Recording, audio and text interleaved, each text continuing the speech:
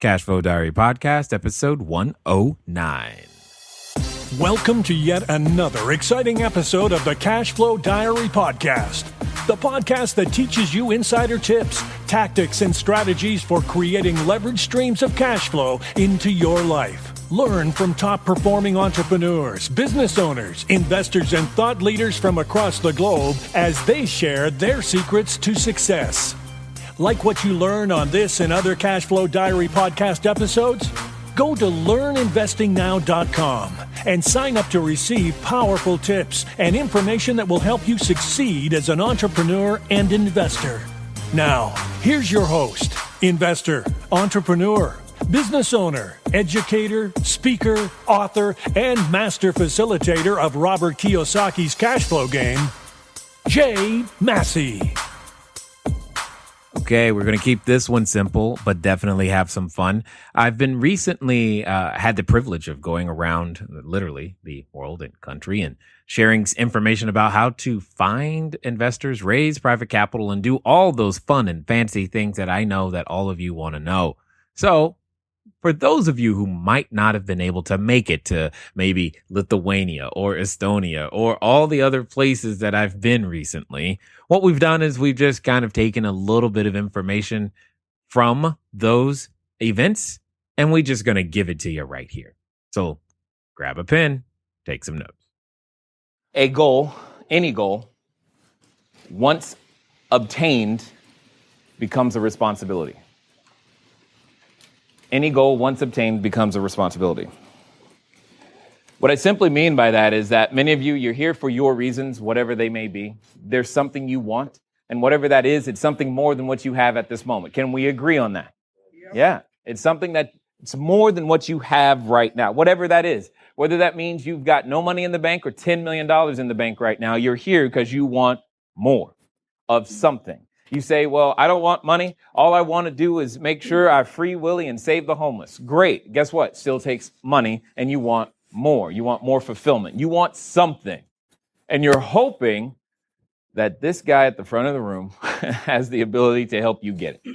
I'm going to do my best to do so. Now, interestingly enough, there are a number of you who are here who have used this information before, and I find it interesting that you're coming back. I'm like, it's the same stuff. It hasn't really changed. But hopefully we'll be able to leverage that experience as well, because some of you might be thinking, oh, that only works for him. And I'm going to do my best to prove to you that it works for everybody as common as can possibly be, because I am literally nothing special. There's nothing different between me standing here than you sitting there, other than the fact that I know how to make a decision, stay focused, and make something happen and never quit. I had to learn to persevere. I had to learn to not quit, and we'll go through what all of that means. But most importantly, I had to learn to do things that are naturally uncomfortable for me. Write this down. There are two things. How many? Two things that you cannot do simultaneously, and they are learn and look good. Can't happen. It doesn't happen. You cannot learn and look good. I have 4 children. How many? Pray for me, right? I have 4 children. The oldest is 17, and today, oh my God, is day 3 of her being in college. Help me, Lord. I'm having a hard time with it. She's only 34 miles away. Notice I know the exact length of miles in Pomona, and I'm just like freaking out, like she's gonna, I don't know, explode or something. But here's my point. When she was little, and I have a 6-year-old, a 5-year-old, and a 3-year-old, when they were learning to walk, how many of us have seen a kid learn to walk? Does that look good? No, not at all. Does the kid care? No, not at all. And when they fall, do they get back up? Yes, absolutely. What happens if they don't get back up? What happens if you're a parent and your child says, you know what? I fell. That hurt. I'm just not going to walk all my life. Does that even sound right? So my intent today is to help you realize that your dreams are still alive. It's time to get back up and walk.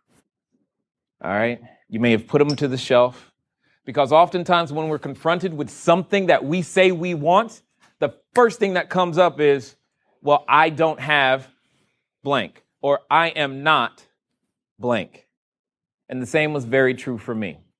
Now, for those of you who've seen me before, you know I can be very direct. I am not good at being politically correct. And if that offends you, understand that that's not my problem. My goal is to help you. And if that is what it's going to take to wake you up, I will do it. One of the things, and again, for me, just again, sharing, one of the things that was tough for me a few years ago, and I'll show you a video in a second, was just, I live in Orange County, right? How many of you have noticed that most people in Orange County don't look like me? Right? Figured that out? Therefore, when it goes to, I'm reaching for something, who can I follow? We like to follow people that at least look like us, sound like us, can relate to us a little bit. But there was like no one. And you say, well, what about your family? Well, what about your family? That's my point. So there was no resource there either. And there was so many excuses that are offered to us every day.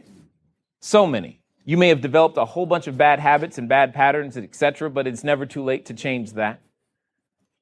And my hope today is to insert amongst you some new ideas. Because here's another one, and I want you to write this down too. No one has a money problem. No one. You have an idea problem.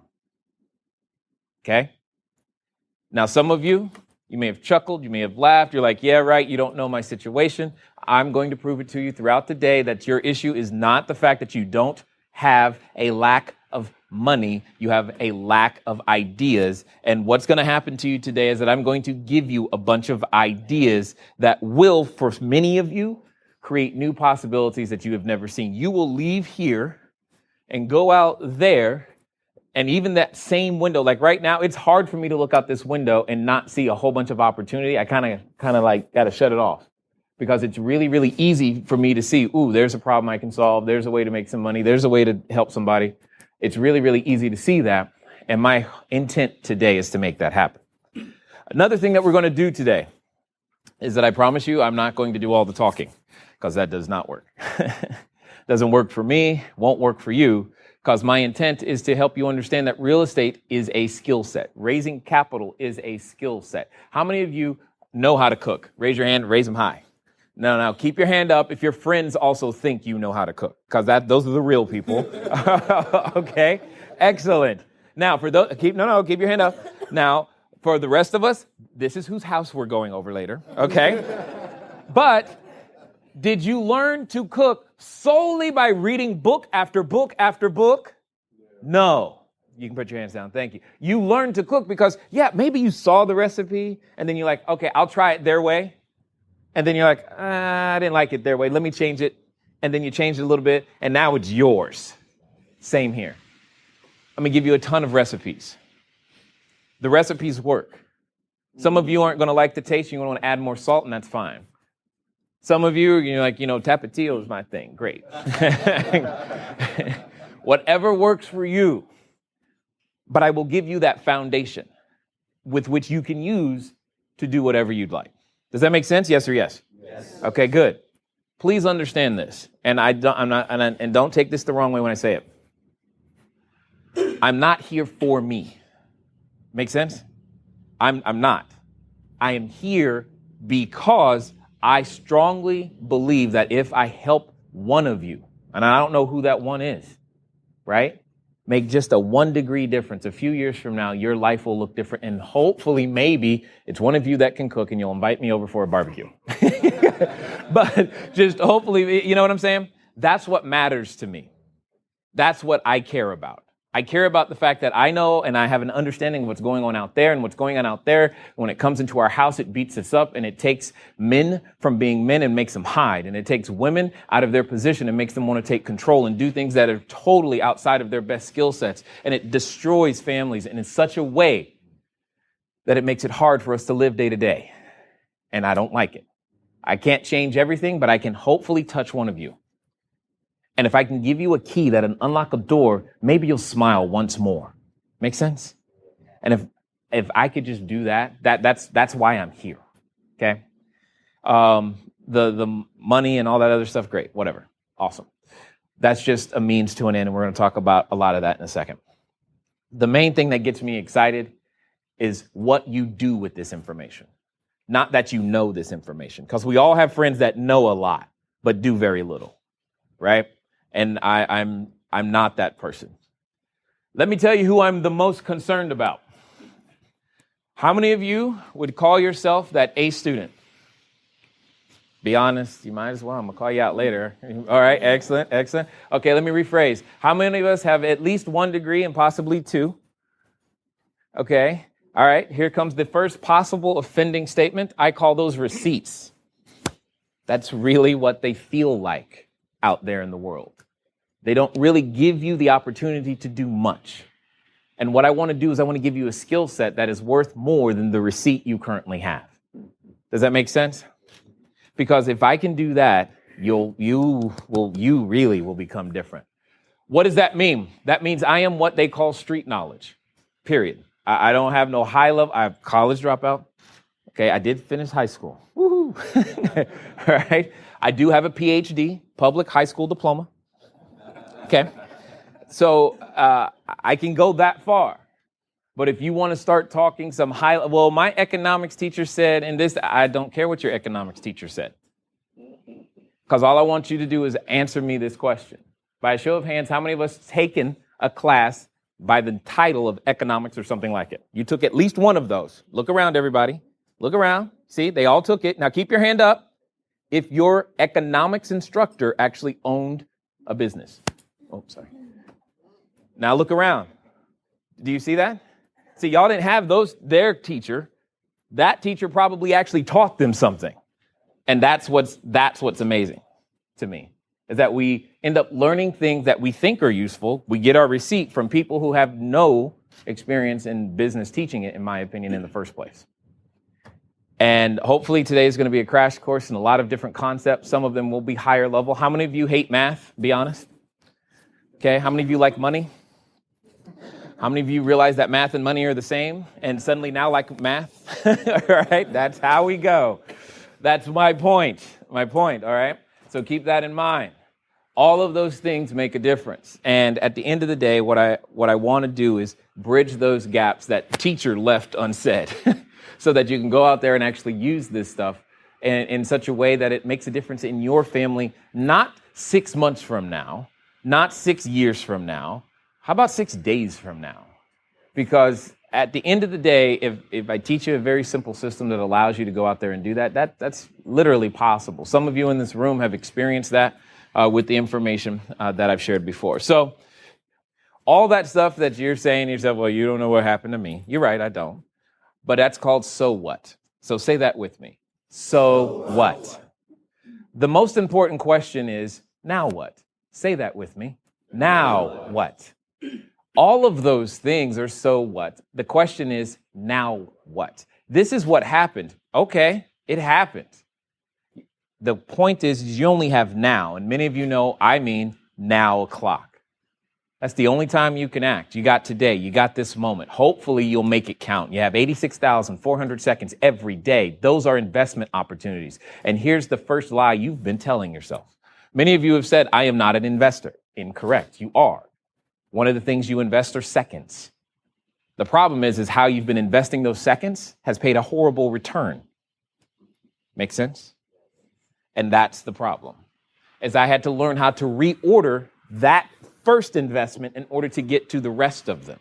Because when it comes to real estate or business, because this information, just so you know, it applies to any business. We're just going to use real estate because it's the easiest example, and it has what is known as POC. It's known as what? POC. This is called proof of concept. Proof of concept.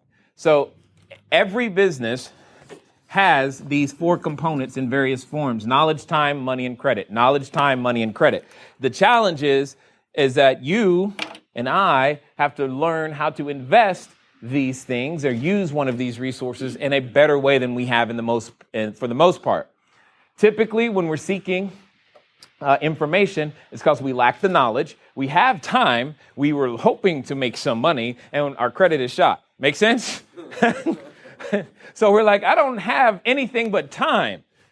I know that that's valuable, but I don't know anything. So how can I make this thing work? And that's what I get excited about, is that you can literally draw a dotted line right here. Knowledge, time, money, credit. When you draw that dotted line, typically the person with the knowledge and time does not have the money and credit, and vice versa. Typically the person with the money and credit does not have the knowledge and the time, or they don't want to use their knowledge and or time in that fashion. And that's where the value is created. Because I want to see if you got the same email I did. You were told to go to school, get good grades, and get a... God, everybody got that one. And I find that interesting.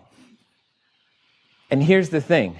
We were trained to respond a certain way to a certain stimulus. That stimulus is, I want to eat, so I need money. Therefore, I go get a job. Wrong word.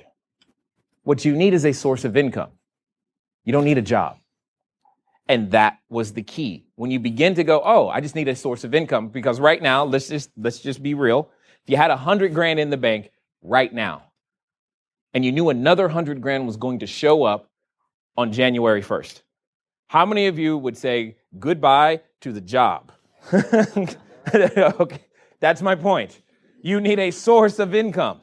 You don't need a job. What you've been leveraging is time in one way to create value. That's all you've been doing. What we're going to talk about is how to access the resources of others and leverage those resources to create value in other ways. At its simplest form, that's what, quote unquote, raising private capital is. The same skill sets and techniques that we're talking about today are what is necessary in building your team. And when I say team, I'm talking like your emergency team, your rehab team, your management team, acquisition team, all of those things. It's how to gain access to the resources of others. Because there's going to come a time, even if you're the person with money, there's going to come a time when you run out and you're going to need to access someone else's knowledge. You may not need the money, but you need access to someone else's knowledge. You may have the knowledge and the money, but you need access to someone else's time. You may actually want to use that thing called credit, and don't get me started down that thing, because I hate the credit system. I just don't like it, because it only measures a human being's past, never their potential, doesn't give them the opportunity to repent and change, and that's exactly what happens for most of us, is that we make mistakes first. How many of us have figured out that life gives us the test before we get the chance to read the book and you get that? You get the test first. And you're like, oh, I failed. And now it's too late. That's the credit system, and I can't stand it. It just irritates me to no end. See, I told you, don't bring up the word credit, because I end up on this tangent. I'm back. It's like, it irritates me to no end, because it judges your past. If all we did was if you were judged only by your past, how many of you would not show up today? You're just like, dude, I quit. We're looking towards the future. Let's find a system that can help me with that. Anyway, and what I'm going to do is I'm going to teach you what real credit is, by the way. So one of these resources you're going to run out of. Many of them you may be out of. You may only have time. And the secret here is to learn how to use your time to gain access to knowledge. Once you've gained access to knowledge, you can eliminate the need for credit, and you can be taught how to find people with money. In my opinion, knowledge is the one thing you do need. Remember, I said no one has a money problem. You have an idea problem. The capital you need is intellectual capital, and that's what's missing. Intellectual capital gets packaged in many different forms. Sometimes it's a book. Sometimes it's a seminar like this. Sometimes it's a course. Sometimes some of us think, hey, you know what? I'm so hot, I can do it myself. I'll just figure it out. And then you learn by the school of hard knocks, right? Either way it goes, you're going to gain that information. Some ways are cheaper and more efficient, and some are just painful. But either way you go, you're going to get that lesson.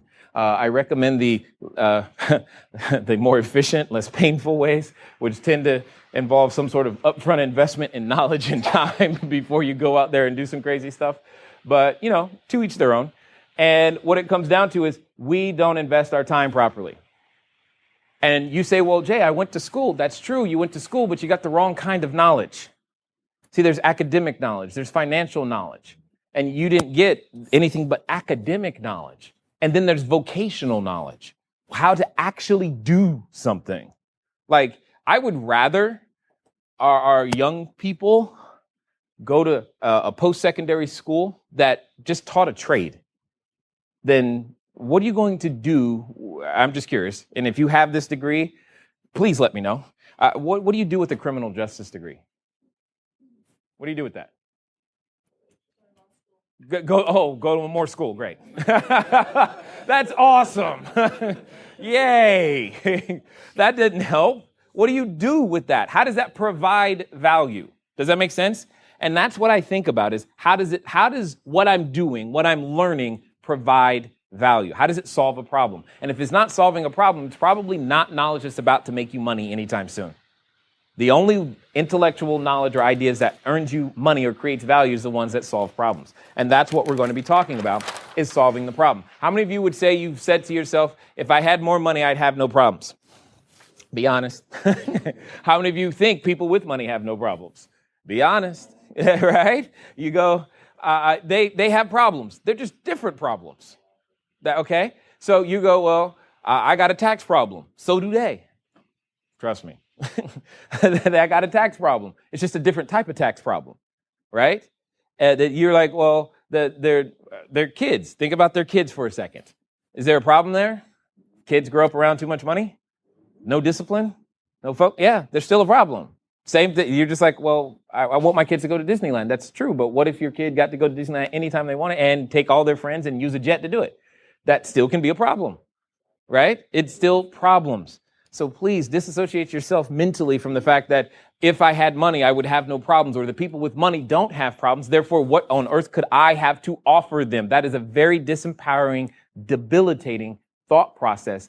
That, my friends, is the number one reason, in my opinion, why most people fail to raise capital. They actually approach the person who has the money and credit, hoping that they are going to do them a favor, and they don't even realize the value they're bringing to the equation. Once you begin to realize the value you're bringing to the equation, this whole thing begins to flip on its head. Are you tired of letting good cash flow generating ideas go to waste? Go to cashflowdiary.com/ready to apply for a complimentary, yes, that means free, one-on-one breakthrough session. Take action now. Go to cashflowdiary.com/ready. Again, that's cashflowdiary.com/ready. Before we get back to today's episode of the Cashflow Diary podcast, your host, Jay Massey, has some important insights to share with you. All right, flipping this whole thing on its head. That's what you want to know how to do. And that's the purpose of the breakthrough sessions, by the way, to help you figure out some of those insider ideas, ninja secrets, and give you that opportunity. What it comes down to, guys, is that we are ultimately value creators in such a great way that we don't even know it until we start going out there and trying. And that's what I'm hopefully giving you the tools to do. You come here, you meet new entrepreneurs, you have the opportunity to understand, everything that's going on and hopefully finding your niche, finding the way that you can go out there and create value specifically. In fact, in this next section, if you are finding yourself like, hey, where do I get started? You want to pay attention right now. One of the keys to understanding all of this is what I call investor identity. It's called what? What it simply means is that all of us are uniquely designed, crafted, if I will say, to serve a particular type of person. That particular type of person or group of people has a lot to do with who you already are.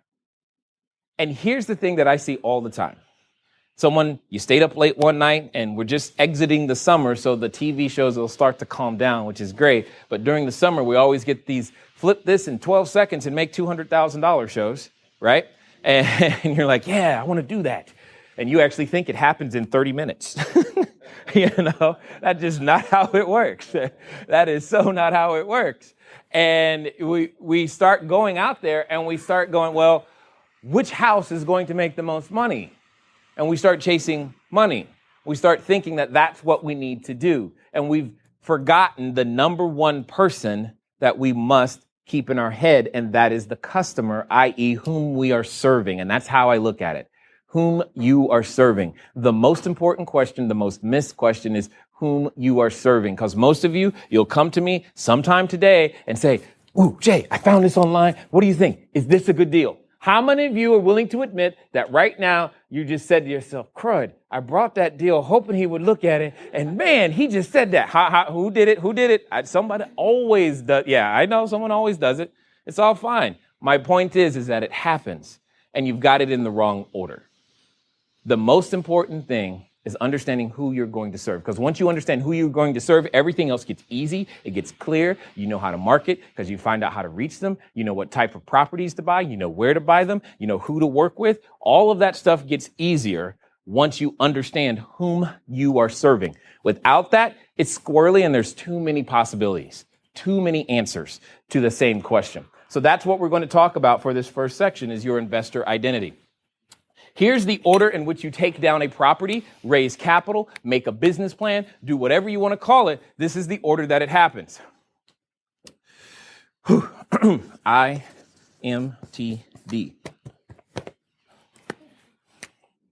That's the order. Hasn't changed, won't change. And it starts with the individual. Then it goes over to the marketplace, team. Then the deal. What's at the bottom? The deal. What's at the top? Individual. Individuals have an investor identity. Marketplaces have an investor identity. They have their own identity. Teams have their own identity, and deals have their own identity. And I'll show you what I mean by giving you a couple of examples. One of the easiest ways to illustrate investor identity or individual investor identity are things like understanding that not every deal is designed to achieve your financial goals. So some deals are designed to hit your income statement. And you're saying to yourself, ooh, I want to build my net worth. Well, that's great, but why are you doing fixing and flipping? Because that's not designed to build net worth by default. Other deals are designed to hit your balance sheet, but you're saying, ooh, I need to earn money today. Okay. Well, that's a typical buy and hold or note transaction. Now, that doesn't mean you can't use buy and hold to build your income today. I can show you ways to do that. I'll show you examples of doing that. Even with commercial property, you're serving a particular demographic. For example, how many of us have ever had the idea, especially those of you that cook, you're like, ooh, I should open a restaurant, right? Okay. If you opened a restaurant and you just served food, are people going to show up? Because they don't know. What's the first question? What kind of food? Why does that matter? Because there's too many choices. There's too many choices. You know, you ever ask your friend, hey, let's go out to eat? God, that's a hard question to get the final answer to, right? What do you want? I don't know. You pick. Well, I don't know. You picked last time. Well, how about your time? God, somebody, please make a decision. You're the one sitting in the back seat. Just like someone choose Taco Bell. I don't care. The point I'm saying is there are tons of restaurants. They all serve something different in terms of style of food, but in general, they all serve food, but they all serve different people. Like when you go to Mama's Chicken and Waffles, that's different than Soup Plantation. Guess which one of those two I end up at? And that's an easy value proposition for me. There's like no decision, right? You know, I'm clear there. But you get my point. Here's another way of looking at investor identity. How many of us are familiar with the store by the name of Walmart? Lord knows I am. What about Target? You've been there at least once? Okay, good. And then Nordstrom. You like that one? Yeah, me too. Now, when you go to Walmart, what do you expect? What's that? Low price. Absolutely. Guaranteed low prices, in fact. And they're always rolling back, right? When I go to Walmart, I expect one thing. I expect it to break, right? And they're pretty good at delivering on that promise. When you go to Target, what do you expect? What quality? A little bit better? Sure. Low prices still, but maybe a little bit better. What I expect is a clean floor in a Starbucks. That's about the difference, in my opinion. Outside of that, then I go over to Nordstrom. What do you expect? Everything. Can we just call it everything? Because that's really what it is. Because there's nothing, if anything, even the smallest little nit or hair is out of place on that item, you are going back, aren't you? Because you're like, I paid too doggone much money for this thing for it to be whatever it is. And that's how you feel about it. And they're pretty good at serving that person, aren't they? See, does Walmart make money? Does Target make money? Does Nordstrom make money? Okay. Do they all sell something in common? Yeah, what? Clothes, right? Shoes. Shoes for some of you, and we'll get to that in a second, but if they all sell clothing, shirts. Now, I'm not saying go to Walmart, Target, or Nordstrom, right? I don't care which one you go to. The point is they all sell shirts, and they all make money when they sell that shirt. So please don't let your real estate be about money either. Jay, where's the money at? It's in real estate. Which one? They all make money. Choose the person you want to serve, because that's what Walmart has done. When Walmart serves a person, do they care about the Nordstrom customer? No. When Nordstrom serves the person, are they concerned that Walmart is rolling back prices? Because last time I went to Nordstrom's, even on their half-yearly sale, it still seemed to be expensive. Right? Either way it goes, it doesn't matter. They're not concerned about, they're making money, so I need to go over here and do this. See, that's what happens when you get exposed to real estate investing information. You go, I can do some fixing and flipping, and that would be great. And then someone says, hey, you know what? I use none of my own money or credit. Oh, really? You can do that? Yeah. Well, maybe that's what I need to do. And then you hear someone say, I do short sales. Oh, okay, great. Well, let me do that for a minute. And you spend all your time bouncing back and forth, never going down any one path to the cash register. And that's a problem. And because you're so worried about missing the opportunity that you now see and recognize over there. I hear you. I understand it. I get it. And it's tough to ignore sometimes the sirens and signals that are going off around us. Because you see this person, they just closed the deal. You want to be like them, so you jump over here and suddenly go, and then you have to go through a whole new learning curve and start over. And then you go over here and you start through a whole new learning curve. And over here you start through a whole new learning curve. And the next thing you know, 4 years have gone by and you've never done a deal. But you've talked to your friends the entire time and they're like, hey, what's going on, man? How's that real estate thing going? Right? And that's what has happened. You don't even realize that has happened to you. You're like, well, I'm still learning. How much? Seriously? Man, doctors get out faster than you do. And you got to understand that. And we're talking to our customers incorrectly. You are marketing your deal to Walmart investors, but it's a Nordstrom property. And you're like, why aren't they buying? This thing is good. You're not even speaking their language. They can't understand you. And you go, well, real estate must not work, or I must not know what I'm doing, or it didn't work for me, or that. Do you hear what I'm saying? And that's just so wrong. No, you haven't stayed focused long enough on one thing to figure that little piece out. And because you haven't figured that little piece out, you go, well, this ain't working. I guess I'll go try this over here. And then you go through the same cycle without realizing this one little thing. And understanding investor identity is key, because otherwise your customer's never going to buy. Never going to buy. Because you market your property to the wrong person. You market your deal to the wrong investor. They're willing to put their capital, but you're not showing them what they need to see the way they want to see it, so that they'll go ahead and take action on it. Now, you, for whatever reason, feel like the only thing you deserve is Walmart. For whatever reason, you feel like you only deserve Target. Nordstrom, because this is how I grew up, and some of you will get this languaging, Nordstrom is for them, not us.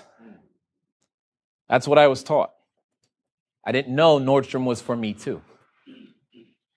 And that's the whole, because Nordstrom don't care. They really don't. Okay? But because mentally I'm going, Walmart's where, quote unquote, I belong, who I identify with, therefore that's the herd, that's the flock. And I can look over there and go, oh, that's nice. But actually what we tend to do is go, oh, look at them, right? That's typically what we do. And we talk ourselves out of the very thing that we're trying to get to. Investor identity is key. It's been plaguing you all your life. You didn't even know it. And what's worse, the person you're talking to has an identity and they don't know it. And because you haven't educated them the way that I've educated you in this information, you're like, what? How many of you have had at least one epiphany in the time that we spent together so far? You had at least one like, oh, that makes sense, right? That makes sense. Suddenly you had a deal going through your head going, oh, that's why they didn't buy that. You've started to think of names of people who are like, oh, that's a Walmart person. That's the problem. They're Nordstrom. That's the problem. Make sense?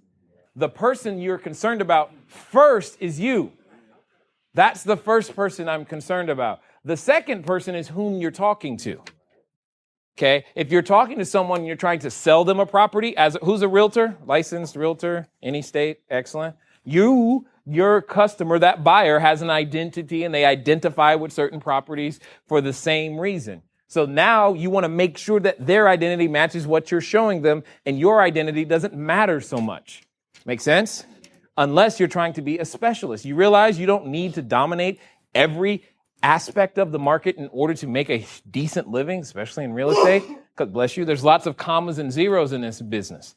I love those commas and those zeros because they come before the decimal point. And that's exciting, right? And that's what I'm saying here is first it's you, then it's them. Then it's the marketplace, because this is key.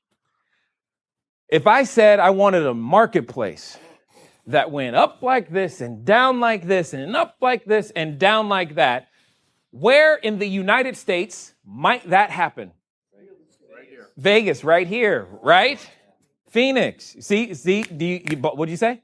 Baltimore. I don't deal with the cold, but okay. But see, he knows that. The point is that marketplace has an identity as well. If it goes up like this and down like this and up like this and down like this, but you are an investor that's looking for this steady thing, should you be in that marketplace? Do this? Do you see what I'm saying? And sometimes, and this is how that decision gets made, we're like, but Jay, I don't know anyone else anywhere else. The team has an identity as well. I'll give you an example. I'm not a football fan, but what are the San Diego Chargers known for? They got an identity. That's all I'm after. They're known for something. And if you're coming out of college and you are coming from one of the top schools that have football teams, which one is that? I'm trying not to start any arguments right now, but I understand what's going on. Because, see, Ray's going to say LSU, and you're going to say Alabama, and I'm getting these two are now enemies. All of a sudden. It's like, what? Okay, but my point is, if you come from that tradition and you're known for winning, are you even going to think about the San Diego Chargers? No. Because it's not the same identity. Right? So your team must also have that identity.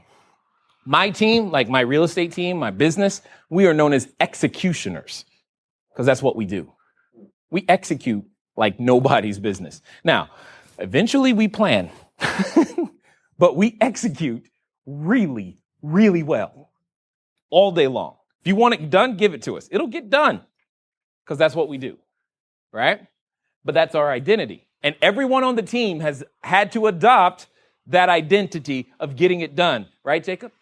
Because if you don't last long on the team, do you, Sandy? No. Anyone who's been around long enough and lived in the world of Jay becomes someone who's good at executing. Because that's just what we do. It's how it works. Some of your team, your contractors, they only know how to think in granite. They can't, for mica, those words can't come out their mouth. It's like cursing. You would use that in a house? Yes, absolutely. Please. They have never said the word discount. They don't know what it's like. You buy stuff from Goodwill to put in or Habitat for Humanity to put in the house? Uh-huh. And your tenants are okay with that? What kind of tenants are these people? Did they just come out of jail? Maybe. Do you understand what I'm saying? If you have the wrong team, it doesn't matter how great the deal is or everything else. It falls apart. There are some teams that are great at cash flow. There are some teams that are great at fixing and flipping. There are some teams that they just can't mix it. There are some that are really cut for commercial. There are some that are cut for apartment buildings, and there are some that are cut for apartment buildings that are used with public funds. When you start using grants and other things, they come with extra restrictions. And there are some teams that don't even know how to deal with that. Right, Omar? Yeah. They can't think that way. But my point to you is the team has its own identity. Then and only then does the deal matter. And the key thing is to understand and make everything match. Because oftentimes you could be that Walmart investor working in a Walmart neighborhood, working with the team that understands the Walmart customer on a Walmart deal, but you've gotten the capital from a Target or Nordstrom investor who has a completely different expectation. And then all of a sudden, something falls apart. And they get freaked out. Because see, as I said earlier, each store has its own problems, right? I know I've invested a ton of time here, but this is where the deal is made and or lost from the beginning. Everything else flows from this. Nothing else matters if you fail here. Work here until you get and understand your own investor identity, the marketplace, the team, the deal, and most importantly, whom you are talking to. When you go to Walmart, Target, and Nordstrom, you know what you're going to get. They deliver on that promise. Here's the challenge. When you go to a customer or a potential investor or a potential seller, they don't know what they're going to get from you. That's why you're having such a hard time getting this business off the ground. That's why you haven't gotten a referral. That's why it feels like you got to spend so much doggone money on marketing just to get started. When I go to put a deal together, I make sure that everybody matches up. All my vendors and contractors, they have that, they understand it all the way through. If they don't understand it, even if their price is low, that's the reason they got to go, because they don't get this. If they don't get our customer, they don't get the business because they don't understand. And you've got to learn to vet and understand that too. I want you to be able to practice something that's very, very simple. I want you to learn how to get the conversation started. And there's two ways to get that conversation started. Either A, someone's going to ask you, hey, what do you do? Or B, you're going to ask them. So you're going to be asking, or you're going to get the opportunity to go first. And you're going to follow a very simple formula. Very simple formula. It is action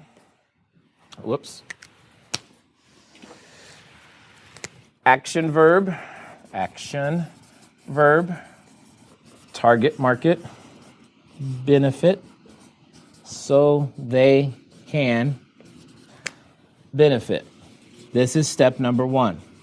This is what happens when someone asks you first, hey, what do you do? What type of investing are you looking to do? It's action verb, target market, benefit, so they can benefit.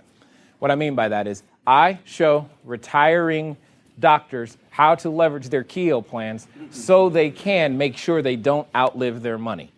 I help lawyers actually know how to use their money that they make so they can quit worrying about the next case and where it's going to come from. Oh, cool. I help firemen make sure that they have something other than that really nice pension to count on so they can really take care of their families and get off that ladder and quit beating up their bodies. Do you get where I'm going with this? All I'm doing now, I'm going to use real estate to do that. But here's the thing. Most of you keep going, hey, you want to look at this deal? No, I don't. But I do have a problem. And if you tell me that you understand how to help me with my problem, I will listen. And if that means real estate is how we're going to solve my problem, sure, sounds great. Could you imagine if doctors went around and said, hey, would you like a surgery? No. And none of us say, yeah, I would love a surgery, please. No, they say things like, would you like to feel better about the way that you look? Yes. Now they're headed down possibly plastic surgery, right? I heard that over here. Or you go to the doctor for a routine checkup. You're like, hey, doc, is everything okay? And he comes back, nah, you got cancer. You're like, oh, crud. Suddenly surgery's on the table, right? You weren't thinking surgery. You didn't want surgery. But it was it was part of the process to get to what you wanted, which was the benefit. If you learn to speak in benefits, you'll attract a whole lot more people to you. Instead of talking about your deal. Make sense? Well, does it? Speaking in benefits will bring you more benefits than trying to speak about your deal. Hopefully you've been able to gain some information, some insights, and possibly you're now looking on the website trying to find one of these live events so that you can be a part of it too. It's been fun sharing, again, more information with you. I look forward to talking to you guys soon. Until next time.